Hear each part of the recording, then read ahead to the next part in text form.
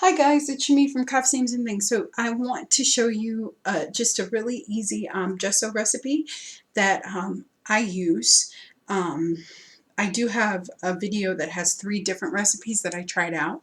Um, so I just kind of wanted to make a shorter one, just showing you what I use instead of 3 recipes in case you don't want to watch like a 30-minute video. So I'm going to use here, and I like to use the one that has the plaster of Paris in it. Okay. And then I use white acrylic paint and regular glue, and I just add just a touch of water. I kind of try to stay away from too much water. So all you're going to do is it's equal parts pretty much of everything. The paint you're going to do, so it's 2 parts paint to 1 part of these 2. And then if you wanted to, you could also add in hot tap water too, okay? And I'll put the recipe down below in case you don't understand what I'm talking about. Okay? Absolutely. Okay, so I have this little container here, and I finally ran out of my gesso that I make. I did buy some gesso, but I really like my homemade one. It's really good, and it has a lot of texture, which I love gesso to have, and it covers really well. So that's why I'm using it. So I'm going to do 1 part of my plaster of Paris. I'm going to try to pronounce that the right way for you people who find that so annoying. And then, oh my gosh, I got like the nastiest messages from people. It was so bad. But so I'm going to make a new video on this, and then I'm going to do the same amount of my glue.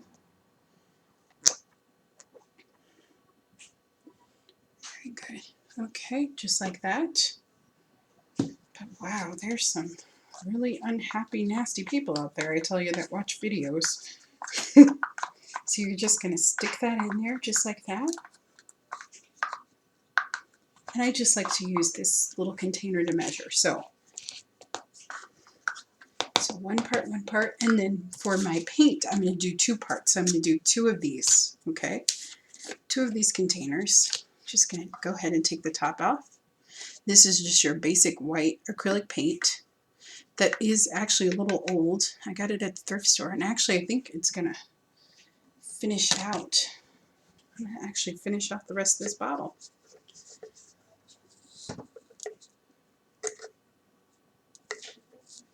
Okay, cool. And then, as I said, you can add as much or as little water as you want.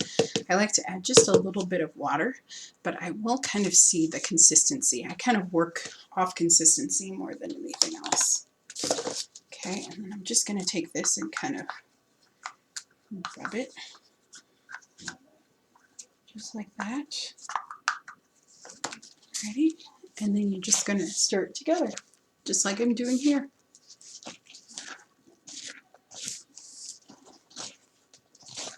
But I do recommend that you do watch that video. It has, because some of the different gessos have different coverage. I make one with baby powder, and then I make one with latex paint.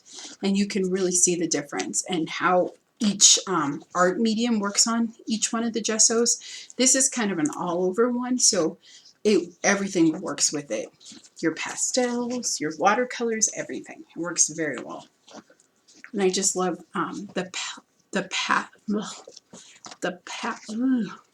can't say it. Plaster of Paris. It just adds just the right amount of texture and grain to it, which I love.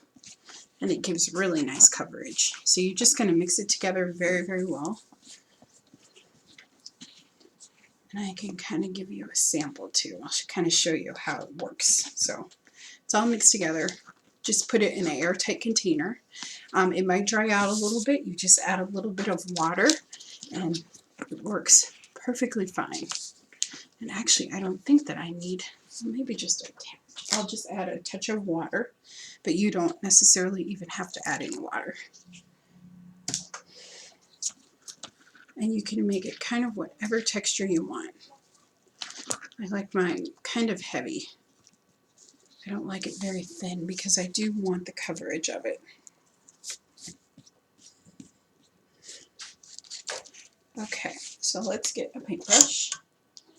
Okay, and what do I have here that I can gesso over?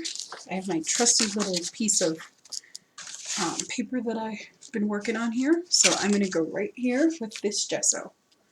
Okay, so sorry, let me bring this over on the side. Okay, or actually, you know what? Let's use a book page. That would be even better so you can really see the coverage. Okay, there's a book page. I mixed it together very well. And you just go in. And sorry, this brush had a little bit of purple on it, so you might see a purple tint, but that's okay.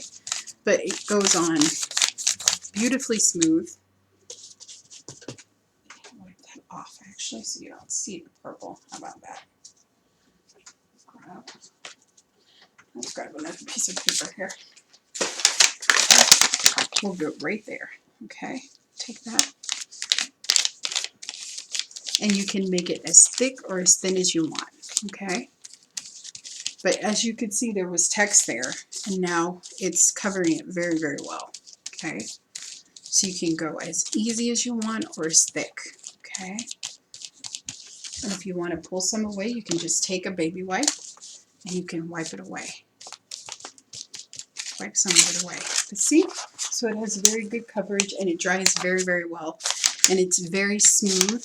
There's just a little bit of grain to it, but it's smoother, I think, than the baby oil. But I just wanted to give you that quick recipe, that quick update, just for the people that don't want to watch the whole video. Yeah, you just want a quick and easy recipe for gesso. You can absolutely use this one. This is what I use for everything. So thank you so much for watching. If you have any questions, let me know. And I do recommend that you check out that video if you'd like.